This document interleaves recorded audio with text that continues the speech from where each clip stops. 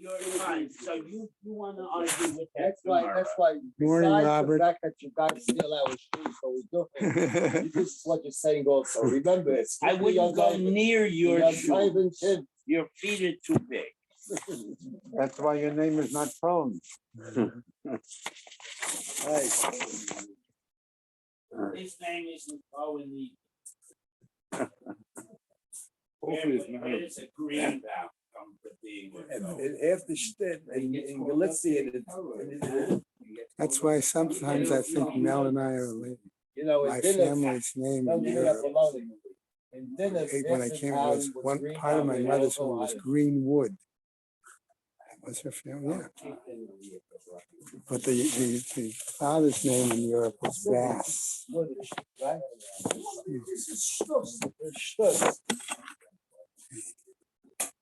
Joseph Klein. Ay. All right. What's today's date? Let's double check. Now you understand. Today is the 19th. Right. Ruben, now verstehst du why I don't have a camper. Because, you know, everyone is the Irish, this kind of jealousy, everything else. I'm stuff. 3 Wochen a year.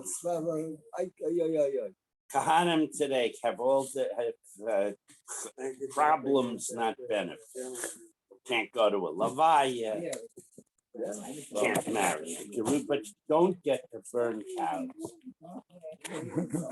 The only benefit you get is you get $5 every year. Gentlemen, our learning sponsors. A year of learning the children, grandchildren, and great-grandchildren of Toby Paris, Saratova Bat Yisrael Dov in her memory. Friends of Nina Monester, Nechama Asner Bat Yitzchak Aharon. Many friends of Stephen Vigdor, Lezecher Nishmat, Simcha Melech Ben Meir Leib Halevi. Friends of Marcy Kurtz in memory of her great niece, Leah Bracha Bas Rivka. Isaac and Evelyn Blachor in memory of his sister, Chaya Rachel Bas Isser. The month of learning by Mel and Haran Haller in memory of his brother Yaakov ben Avraham. Perry and Jill Meltzer in memory of his parents, Bela Bas Avraham and David ben Fishel Halevi. Okay, we have a day of learning plus Torah fun today by Barbara Hollander in memory of her husband Mordechai Hertz ben Reb Yechiel Zadel. And that is it. May Shamas have an aliyah, crank a rafia, velti yashir Shema tzliya, and l'chol b'nei Yisrael a good kabench. Let's see. Okay.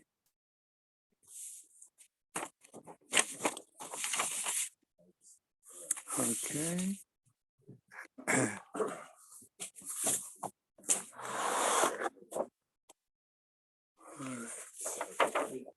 You're Dalit. We mean Yud Dalit. Oh, it's your Gimel. Today is Yud Gimel, right? I wish it was Yud Dalit. I said, I wish it was Yud Dalit. Oh.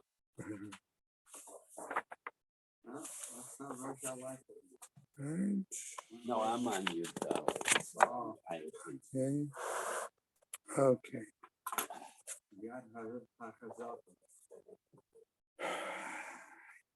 So we stopped in the bottom before of Yud Bet Amud Bet, right? That the Gemara wants us to come to the conclusion there that Rav Nachman must hold like Rabban Gamliel. Okay, and they were comparing the monetary case to the case of the pregnant woman, whether really one was comparable or not. Okay? And as we start the top of Yud Gimel Amud Aleph, okay, the Gemara is going to raise an issue, and then we'll get to a new Mishnah, okay, and we'll deal more in detail with the status of the Mukat Eitz. Okay. All right. There are a couple of new Mishnayot we're going to get to. Some of them are a little more complicated. than others. Okay, so the Gemara says, De'im Kain, if that's the case, okay, if it appears that Rav Nachman follows the opinion of Rabban Gamliel, okay, Kasha Hilchata al Chilchata, then we seem to have a contradiction in the halachas. Tekai Malan Hilchata Rav Nachman Bedine. Why? Because we maintain the perspective that when it comes to questions of Dinei Mamonot, that, okay, we always follow the view of Rav Nachman. Ubaha, and here in this case, Amar Rav Yehuda Amar Shmuel, Halachak Rabban Gamliel. And here he's saying, however, which seems to be a different view, that the law is like Rabban Gamliel. Lav Shmamina Kedemashanina. And is it not then, as we had learned otherwise, okay, that Rabbi Nachman's view then does follow, in this case, Rabban Gamliel, Shmamina. In other words, that's indeed what we come to the conclusion. Okay, so let's go now, right, to our new Mishnah, 4 lines down on Yud Gimel Amud Aleph. Okay, Matniten says our Mishnah, he omeret mukat eitzani. She says I am a mukat eitz. In other words, I lost my virginity in a. Lost my hymen. Okay, well, basically, the point is that it was through a non-human method. Okay, method. Vahu Omer, and he says, lo, ki, now that's not the case. Eladrusat ishat. No, that you lost it through human behavior. Rabban Gamliel, Rabbi Eliezer, Omrim ne'amenet. The two of them say she is to be believed. Okay. Rabbi Yoshua Omer, lo mipiha anu hayim. We do not basically rely on her words. Ela harei zo b'cheskat drusat ish ad shetavi ra'ya l'dvarah. But we're going to consider her in the halachic presumption, okay, that she is a be'ula, says Rabbi Yoshua then, okay, unless she can bring proof. Okay, I'm going to suggest, as we now go into the Mishnah, and afterwards, as we go into the Gemara, anyone who wants to challenge me is welcome to, that Rabbi Yeshua here is really very hard-nosed throughout most of this very machmir. But consistently, they both. Consistently, yes. Right. Right. I mean, that is never believe, sir. That is my impression. And as we go through the Gemara, okay, at another time, not this morning. Are we going to rule majority rules? No, we're not going to rule majority rules. No, he means 2-1. Okay, in these machines. I understand his Majority of people are question. gonna say she isn't, and few are gonna say no. How would you rule? Who's going to rule? The Rabbanim. Right now, we have a machloket. You're right. We have a machloket, 2 saying that she's believed, 1 says she's not. Okay, Then she's believed. I'm not saying that. Why? Because I'm going to suggest to you that we're going to see, as we go through the Amud, we're going to see more of this issue. Constantly. Okay, where Rabbi Yoshua is a dissenting opinion. Okay, and I'm going to raise a slightly different question to support your view or support your question. Are we talking really about a situation where it would be brought to the Sanhedrin and they might argue 2 against 1? Or could we be dealing with other situations where you have a situation of the Mara Da'atra? And therefore, if you go to one person in one location, they will rule one way. And you go to somebody else in another location, they might rule another way. Yeah, he did the underlying, behind all of this, he is saying that she's Nogeya B'davar. Okay, we understand that. We understand that. Okay, but that's not exactly what Sid's question is. Okay, We'll come back to that point, okay, later on as we get further down. And then I think it's important for you to raise that perspective because of seeing a number of cases. All right, Michael? That's my point. Okay, Bob, quick question. Our presumption had always been that the Benos Yisrael were chaste. Yeah, but somebody caught her. But also you have the concept of She was chaste. Well, We spell it. okay, that they were not promiscuous. Right. Right. So why shouldn't we presume that she's right? Okay, That's Roman Gamliel. Okay. all right. Right. Remember, we've dealt previously in the Gemara with a Migo situation. Right. Okay, where if she claims she's a Mukad Eitz, There is no Miko. okay, all right, but here that's not raised yet. Well, there's no Miko anymore. Okay. In other words, she's not believed no matter what she says. I don't know. So. I don't know. We'll see. Okay, could- let's go on and we'll see what the, Sounds like it's zigging and zagging. okay. Ziggy is, Okay, so the Gemara wants to ask the following Shaila right away. Okay, Tana Tai Hum B'mai. Okay, what are we talking about? What's the case situation here? In other words, really what the Gemara is asking is, what's the financial ramifications in terms of this What situation? are they on? Okay, right? Rabbi Yochanan Amar, this is Rabbi Yochanan, B'matayim ubamana. Okay, umana. That they're arguing about what her ketubah should be, whether it would be 200, okay, or 100. Right?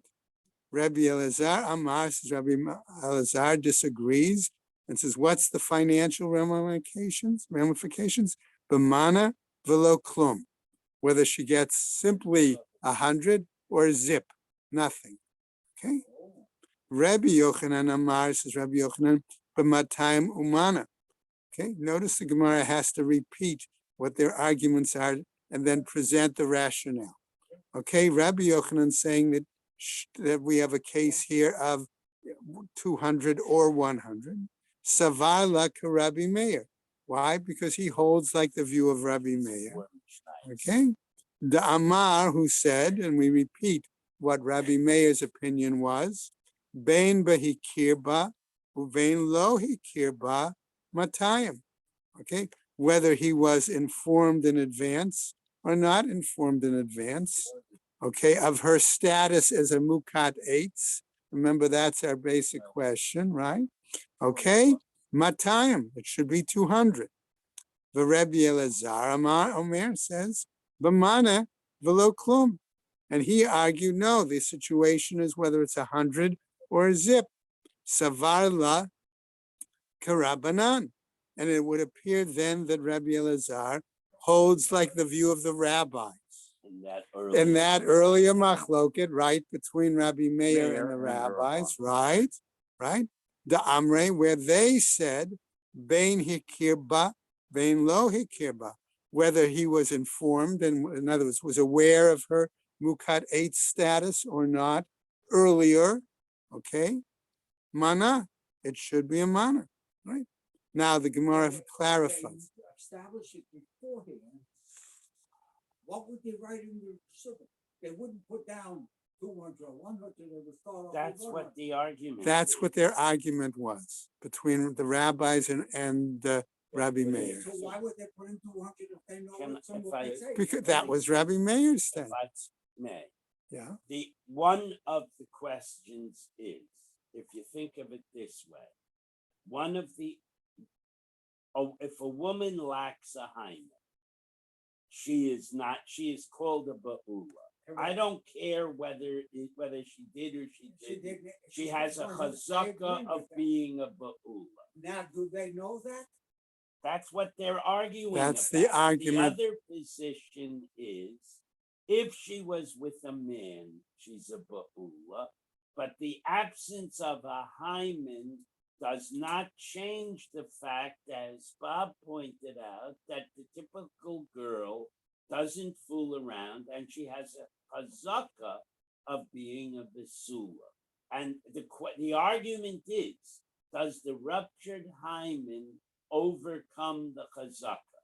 So if it overcomes the chazaka, then the argument is $100. But if she's lying or cheating or misrepresenting, it's zippo. And the other argument is over whether she's a bu'ula or a basula. So if she's a basula, she gets 200, hymen or not. If she's a ba'ula, she gets only 100. And the only thing that deception would accomplish is reduce the price the husband has to pay when he's unhappy. And That's why the Gemara asks initially about the money, Just now. right? Why are you repeating it? I'm saying if the Gedolim knows that she is a Geula, why would in the first place would they put down Basula? They know about it and they're still putting down Basula. If the husband doesn't object, yes. That's Why what it not? means if he knows in advance. He knows in advance. But we I'll put don't- down Basula. But that's part of the question. He That's- wants the girl and he's willing to, and he doesn't, people don't think they're gonna get divorced under the chuppah. So what do I care what you put in? You don't want to embarrass her, put in 200, I'm never gonna divorce her. Then the next morning, he decides to divorce her and they have this So we're back argument. to square one again. What I'm saying, it don't make sense to me. Okay, right. The implications may be that the Beis Din did not know.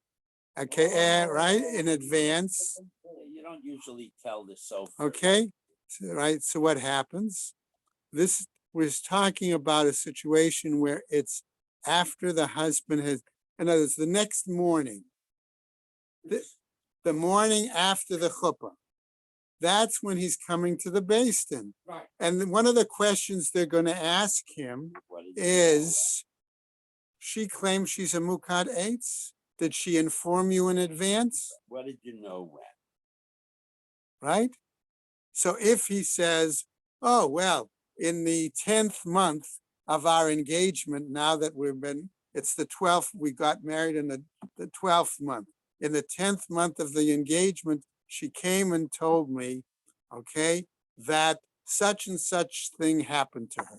And as a result, that's what happened.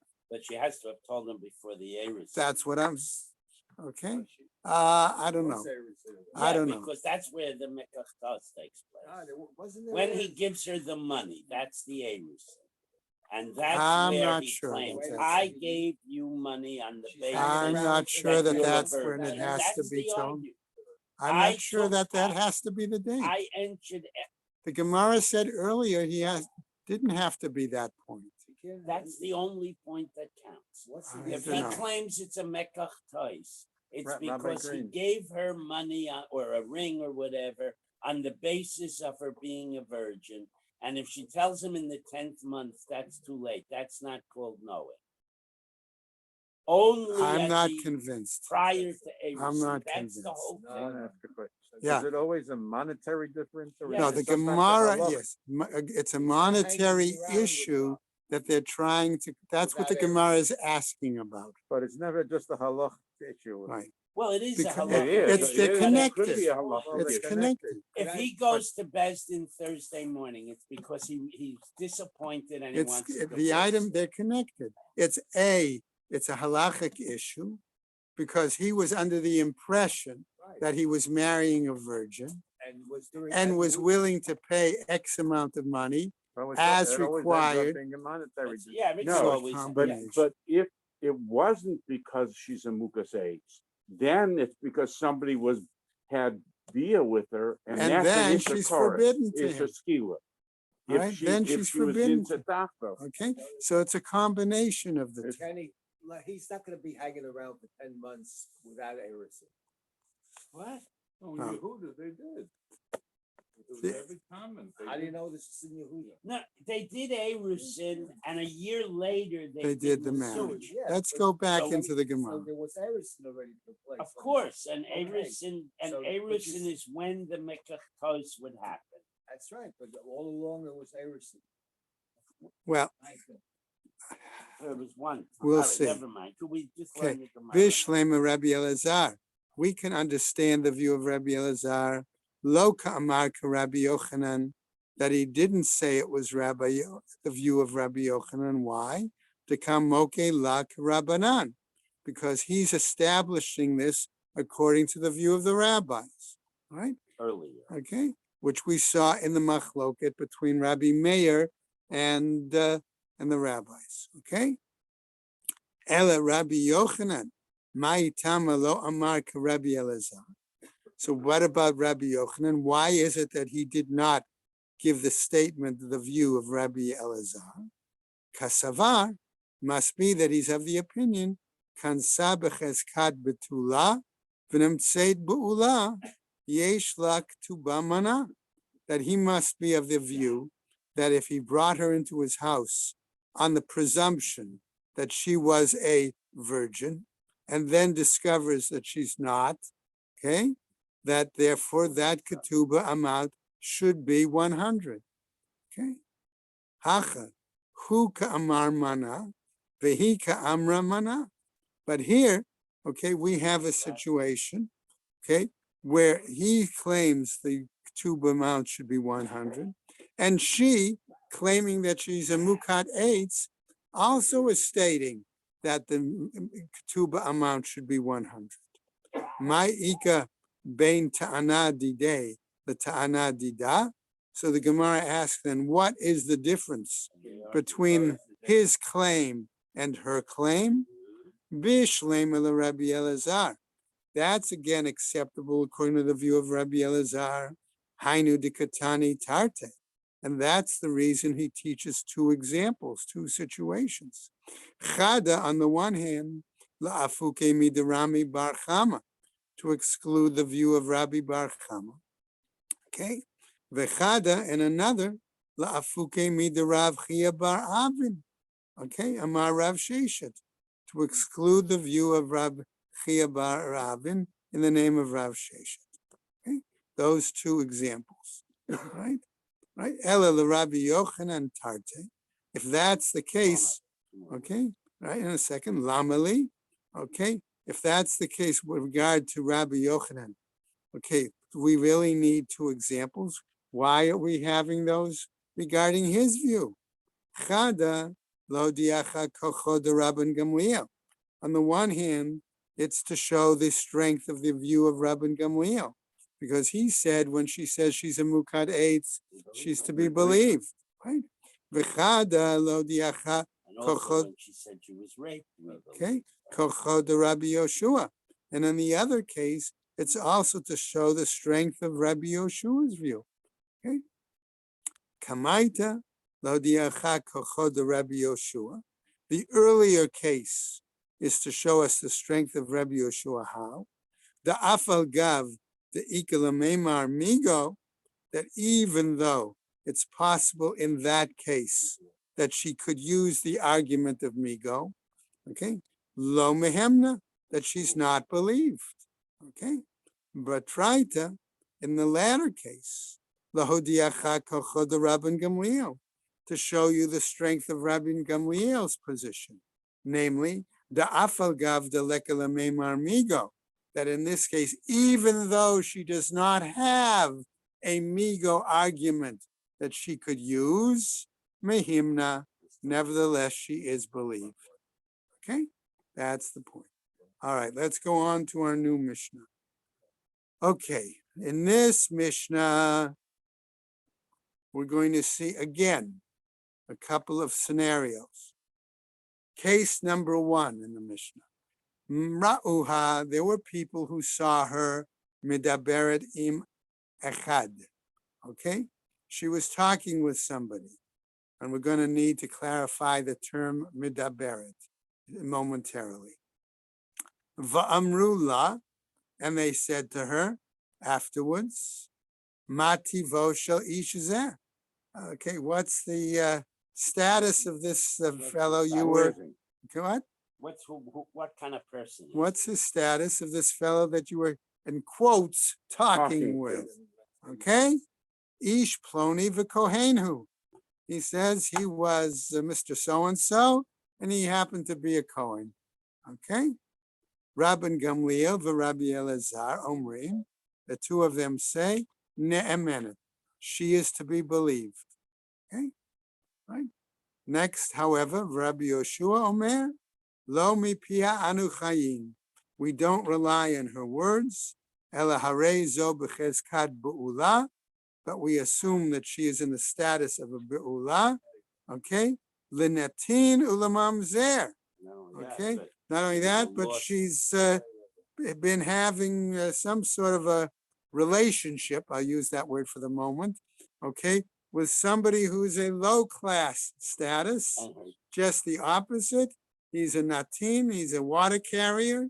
In other words, he's a Gibeonite, and therefore he may not really be a valid Jew, or even in that case, we'll call him a mamzer. Okay? What makes the Uber? Right? Okay, we're going to see. Ad shetavi ra'aya ledvareha. Until she can bring proof to her words. Now, that's scenario number one, the midaberet. Okay? Scenario number two. Okay? Haita me'uberet. Okay, she comes and people see she's got, as in the language of the Gemara, kresa ben shinah. Right? Okay? Va'amrula. And they said to her, Ma tivo shel ubar zeh. What's the status of the gentleman that put you in a pregnant condition? Me'ish ploni v'kohenhu. Okay, again, he was a kohen. All right? What happens? Rabban Gamliel v'Rabbi Elazar omrim ne'emenet. The two of them say she is to be believed. V'Rabbi Yoshua omer, lo mipia anu chayin. We don't rely on her words. Right? Ela harei zo b'cheskat me'uberet l'natin u'lemamzer. But she's considered impregnated by either a non-natin or a mamzer, somebody whose Jewish status is certainly questionable. In which case the baby is a mamzer. And therefore the status of the child is questionable. But they can investigate because Whoa, let's see. We're only in the Mishnah. Well, wait, in the Mishnah, she Well, says, the next three she says words. he's not only a Kohen, but she tells who it is. Wait. Ad read the next shetavi four words. ra'aya ledvareh. Until she's able to bring proof. Prove what she said. Okay? If she stands there pregnant and she says, you know what? You see that guy doing the avoda right now on the Mizbeach? He's the one, okay. Okay? That's They the, end the speaking Russian part. okay? That's him. Okay? I'm not saying Lashon Hara. She's answering a Shiloh in the Yeah. Okay. But I mean, you go over to a stranger, She wasn't a That's not what stranger. happened. This is a Bezdin. the way they made the Mishnah sound, it sounds like she was standing around in a park over there. Like, you know, how Not did you get quite, that? no. Not Not quite, quite. not quite. Okay? Now, Questions are asked by a Bezdin. okay, now let's get Say that. to the understanding the language of the Mishnah, because this is important. Our second scenario was me'uberet.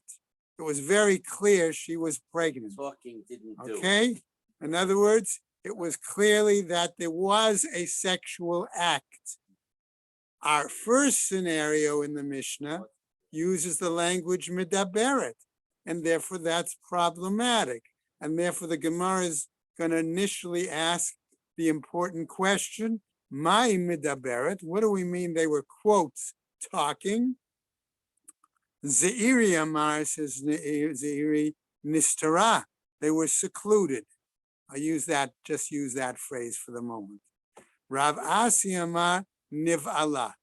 Okay, and Rav Asi says, no, they did the deed. Okay, all right. Bish Lema Zeiri. That's understandable, the view of Zeiri. Hainu Dikatani Medaberet. Okay, because there our Mishnah used the language they were in conversation. Okay, Ela Rav Asi, my Medaberet. So how is it that Rav Asi understands the word Medaberet as doing the deed? Okay, Lishna Ma'alya. That's euphemistic language. Kedichtiv, as written elsewhere in a pasuk in Mishlei, Achla umachta pia v'amra lo pa'alti avo. Okay, basically saying, okay, Achla, using the language of I ate. In other words, implying that it wasn't my mouth that had the oral act or that did the act. It was a opening in another location. A lower mouth. Okay, that's the point. All right. Bishlema lezeiri hainu dikatani tarte. Then, says the Gemara, that's understandable and acceptable that Ziri is giving this explanation because our Mishnah gave two different scenarios. Okay? Midaberet on the one hand, umiuberet. Notice the language here, how sensitive the Gemara is to the language here. Okay? All right? Okay? Ela Rabbi Asi, tarte lamali. But if that's the case, according to Rabbi Asi, why did there need to be two scenarios in our Mishnah? They're both real. Okay? Chada lahachshir ba, v'chada lahachshir b'bita. Okay? In one, to establish her status, clarify her status. Okay? And another to clarify the progeny status. Okay? Okay.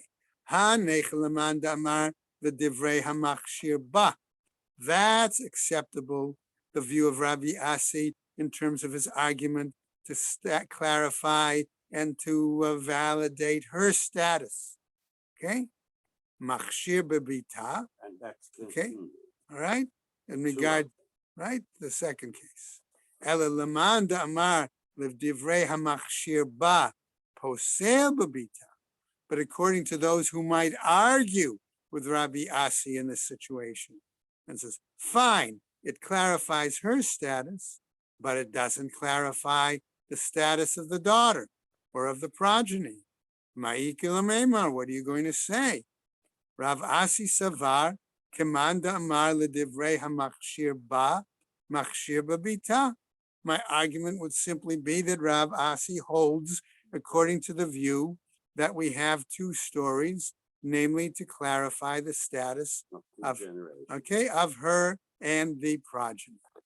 Amarle Rav Papa la Abaye. And so Rav Papa says to Abaye, Lizairi, according to the view of the Iri, the Amar Ma'i Medaberet Nistara, who says that when they were in casual conversation, it means they were secluded. Va'amar Rabbi Yoshua. And Rabbi Yeshua says, Lo mihimna, that she's not believed there. Ha'amar Rav, did not Rav say as follows, Malkin al hayichud, ve'ein osrin al hayichud, that we give them malchus because of okay, of the seclusion, but we don't forbid, okay, this active seclusion. No, we don't. We forbid ask her We her. to- don't say there's an she Isur. was Nibbler. Right? Unless it was We proof. don't, right? She's not forbidden, forbidden to her husband. right? Case. Lema le, deloka Rabbi Yeshua. Perhaps we'll say it's not according to the view of Rabbi Yeshua. Afilu tema Rabbi Yeshua. But maybe we might say it is according to the view of Rabbi Yeshua. Namely, ma'aleh asu bichusin. Why? Because he says there is a significant social upgrade in her status. Okay? Meitive. But we'll challenge this with the following. Ra'uha shenichnasa im acher leseta. That people, echad, okay? People saw her enter with another person in private, They didn't see okay? who he was. Seclusion, right? And what happens there as we go over? Oh, the churva. Oh, they went into a ruins together. Which was their equivalent Which was of in- Laban's land. Okay, well, I wouldn't call it that exactly. But Look the at point Rashi. is, I know what Rashi says there. Okay? All right, it was a private place where people normally use the opportunity for sexual encounters. Laban's land. Okay? Not exactly. Va'amrula. And they said to her, Mativo shel ish zeh. Again, what's the status of this fellow that you were with? Kohen who? He was a Kohen. Uben achi abahu. And basically, what is she saying? He's my cousin. Okay? He's the son of brother of my father. That's my cousin. Rabban Gamliel v'Rabbi Elazar omrim ne'amenet. And the two of them say she's believed. Rabbi Yoshua Omer, and again Rabbi Yoshua says, Lo mi pianu chayin. We don't rely on her statement. Ela harei zo b'cheskat be'ula l'natinu l'mamzer ad shetavi ra'aya l'dvareha. No, we consider her impregnated by somebody like a natin or a mamzer. With somebody. Okay, of that right? Okay, until she can bring proof. So the Gemara goes on again. Bishlema lezeiri. We understand the view and accept the view of Zeiri. Okay, Hainu dikatani tarte. Again, that's why our Mishnah gave two different scenarios, two cases. Okay, and this case also, this Braita gives two different scenarios, namely leseter or lechorva. Either they were simply in having a private conversation someplace, or they actually went into the ruins, right? Ela le Rav Asi, but according to the view of Rav Asi, the Amar Nivala, who says that it was a situation of actual bia, tarte lamali. Why then does even our Braita give two different examples, two different cases? Namely, Chada Katani. Okay, maybe it's only teaching one single location. L'seita de churva, to the privacy of ruins. Okay, Vaha, but here our Braita said l'seiter o l'churva katani. That gave two places, one or the other is what was taught. Chada de churva. Maybe what we're saying here is, in one case, the churva damata, that it was some ruins within the city. V'chada le churva de dabra, and in another case, it was ruins out in the field. Utsrichi, and we would need both examples. Why? The iyashma'in in churva damata, because if I had learned it based on the example of a ruin in the city, bahak mechasher Rabbanan Gamliel mishum the rov sherim etzla, because there, excuse me, the reason that Rabban Gamliel might validate her status is because there are many people, okay, are valid Jewish people in that area, okay, in that location, okay. Aval lechurva de dabra, but in regards to ruins out in the field, the rov psuli metzla, because we don't know the status of who hangs out in that area. All right, it could be just anybody, and not namely somebody who is a kosher valid Jew. All right, in this situation, Ema modele Rabbi Yoshua. I might say that in that situation, Rabban Gamliel would acknowledge and accept the view of Rabbi Yoshua. Okay, so what happens? Says the Gemara. Ve'iyashma'inen bahahi. If I'm going to learn it in that case, namely of the Duvra, the field, bahahi ka'amar Rabbi Yoshua. Maybe that's where Rabbi Yoshua is saying that she's like a ba'ula. Aval baha, but in this case of the city, ema model Rabban Gamliel. Maybe he might acknowledge instead the view of Rabban Gamliel. Sricha. And that's why we need the two scenarios. Mei tive. We challenge this with another Braita. Zo edut shahishak sherala. This is testimony by which the woman is considered validated. Rabbi Yeshua omer eina ne'emenet. However, Rabbi Yeshua says she is not believed. Okay. Amar lehem Rabbi Yeshua. So Rabbi Yeshua says, I atem modim bishvua shenishbeit v'yesh la edim shenishbeit v'hi omeret tehora'ani. Okay, if you're going to say, says Rabbi Yeshua, that we acknowledge that when a vow, a statement is made No, a Okay, shvuya, shvuya, an a oath, Jewish an woman oath.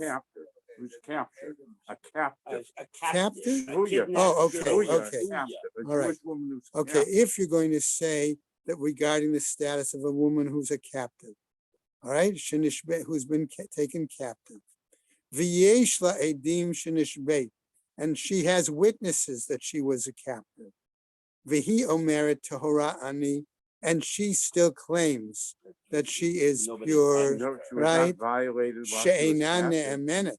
And in that case, you're saying that she's not believed, okay? Amru lo, but they say back to him, okay? Aval, okay? In truth, uma You're hefresh, right. okay? Yesh bein zo lezo.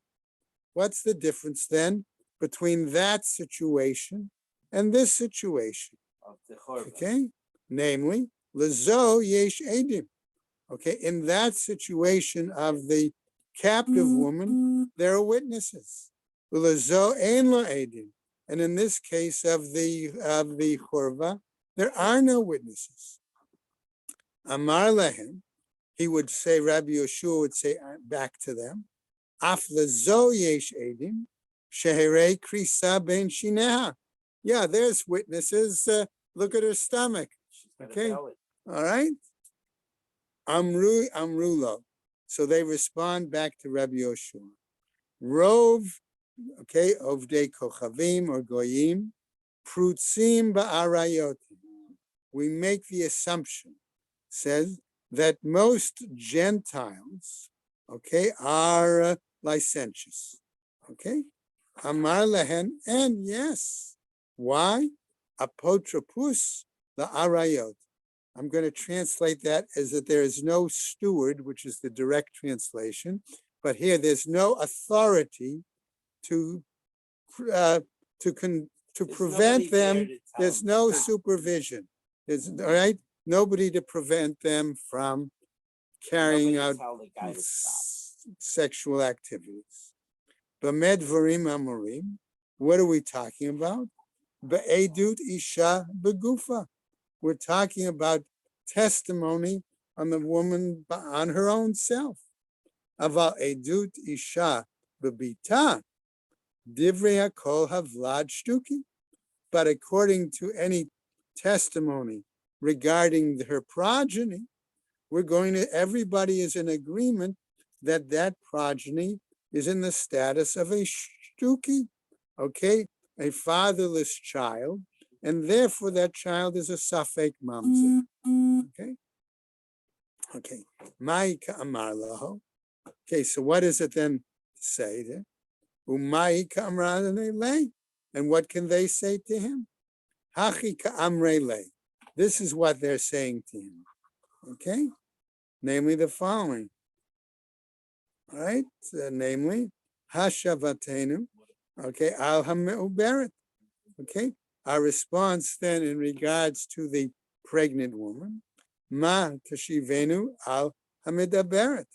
It's one thing you've given us an answer in regards to the pregnant woman.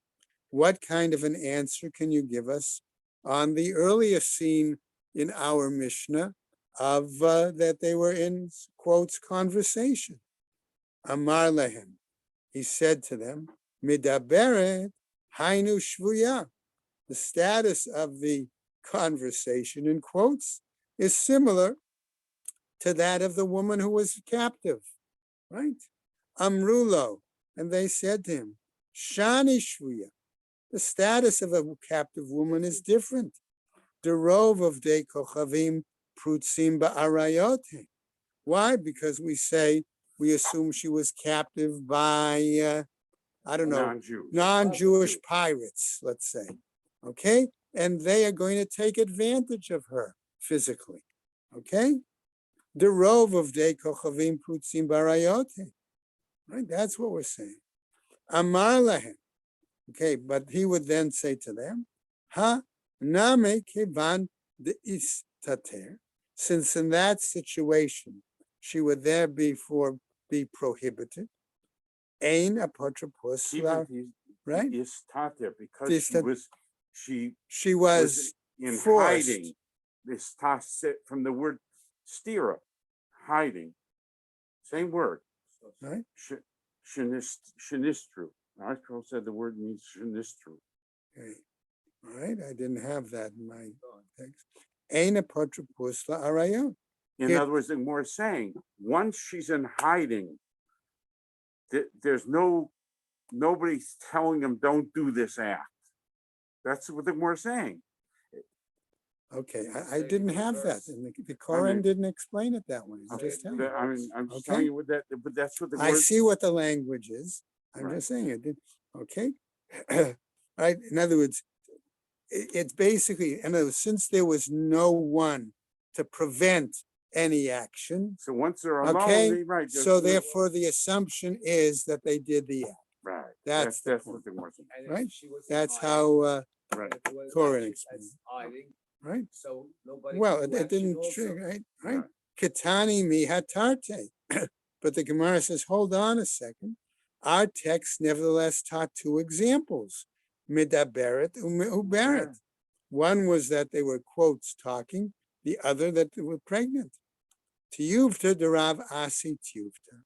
Indeed, that becomes a proof text against the view of Rav Asi, and indeed it's a proof text against his argument and his Yeah, both of them are explanation novellas. It's of Midaberet as Be'ira. novellas. Okay, that's the point. Okay. V'tepuk le dahata. Okay, labriut. Okay, and then let us derive it then from that situation of the Shavuya. Rov psulim etzla. And we would say that since the majority that were with her are psulim, vahacha, rov ksherim etzla. But here in our case, okay, we're going to say that the majority of males that were in her environment, so to speak, were valid Jews. Okay, Messiah the Rabbi Yoshua ben Levi. This supports the view of Rabbi Yoshua ben Levi, the Amar Rabbi Yoshua ben Levi, who says as follows: "Liv divrei hamachshir, machshir afilu barov psulim." That those who give credence to her status, they will give credence even in a situation when she has multiple psulim in her area. The divrei haposel, according to the one who negates her status, posel afilo barov ksherim, okay, who would negate her status even if the majority of men in the area were kosher Jews. Okay. Right, we get now to a slightly new position, a new discussion. Okay. Okay. Amar Rabbi Yochanan, this is Rabbi Yochanan. The divrei hamachshir ba, those who, this was the view of Rabbi Yochanan, right? To those who validate her status, right? Machshir babita. They also validate the daughters, okay, or progeny status. The divrei haposel ba, according to those who negate her status, posel babita, also negate the status of her progeny. But Rabbi Elazar, omer le divrei hamachshir ba, and Rabbi Elazar says, according to those who do validate her status, posel babita, they may also negate the progeny status. Amar Rava, says Rava, my tama de Rabbi Elazar. What's the view of Rabbi Elazar, who could claim that they might validate the mother's status but not the child's status? Bishlema ihi itla chazaka de kashrut. In this case, we may take the view that she herself has a presumption of being a kosher Jewess. I'll phrase it that way. Okay? Bita lidla chazaka de kashrut. The daughter, if she has a daughter, does not have a presumptive status of being a valid Jewess. Etive. But I'll challenge that, Rabbi Elazar, the Rabbi Yochanan, b'med dvarim amorim, be'edut isha begufa. with the testimony of the woman herself. Aval edut isha bebita, but the testimony of the woman vis-a-vis her daughter or her progeny, divrei hakol havlad shtuki. According to everybody, that child is a fatherless child, and we've said that that status is safek mamzer. Okay, my love shtuki, pasul. Okay, is it if it's not a if we're not saying that it's a shtuki? Okay, wouldn't it therefore imply that the child's status is already invalid? Lo, says the Gemara, shtuki, it's possible that the child could be fatherless, vikasher, and that the father of the child was still a valid Jew. Okay? Umi ika shtuki kasher. And is it possible that we could have such a situation? Okay. Who's kasher, right? And yes, Kiddush Shmuel, as in the case we're going to see of Shmuel. The Amar Shmuel says, Asara Kohanim Omdim Uperesh, Echad Mehem Ubaal. That Shmuel tells us here's a situation where we have 10 Kohanim, and one of them went, snuck away for the moment and had relations. Havlad Shtuki. In that case, the child could be a fatherless child. So what's my shtuki? What do we say by that? But they're not possible because right, they're not possible. Right? I mean, they're Ilema shemishtakin otom minichsei aviv. If you're going to say, okay, what is the meaning of shtuki? Is that we silence him. In other words, we keep him from inheriting any property of the father. Pshita, that's obvious. Why? We don't know who the father is, so how can he inherit from him? Umi yad'inan avu hamanu, and do we know who his father is? Ela shemashtikin oto midin kuhuna, but rather we silence him. We said from being able to act in the status. I'll put it that way, of a kohen. Dichtiv.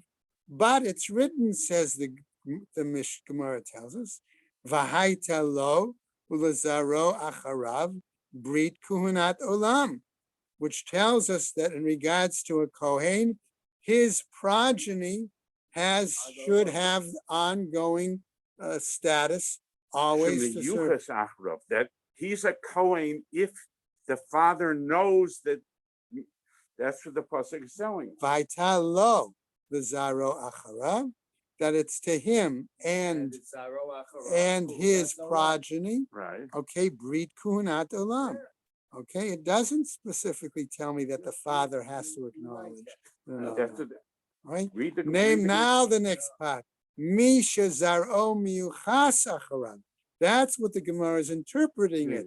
Okay, therefore that implies that the Kohen father must be aware of the fact that the progeny is his. Yeah.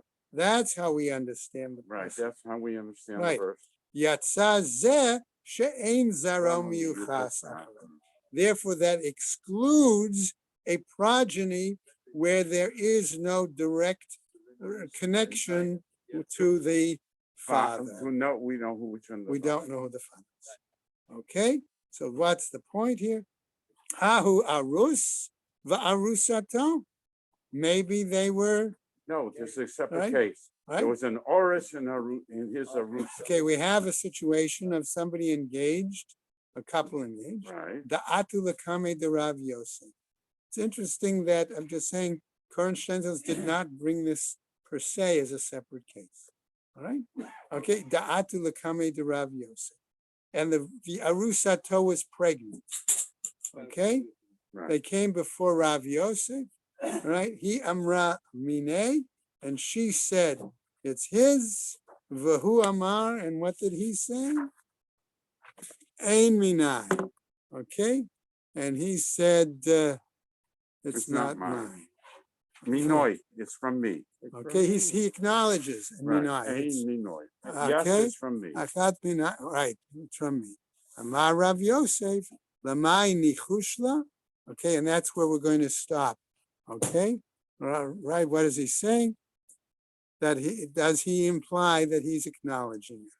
Right, and that's where we'll go on tomorrow.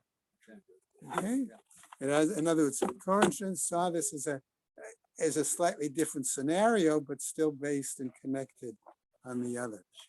All right. Even from Mukal Hadam's point of view, we took a beating for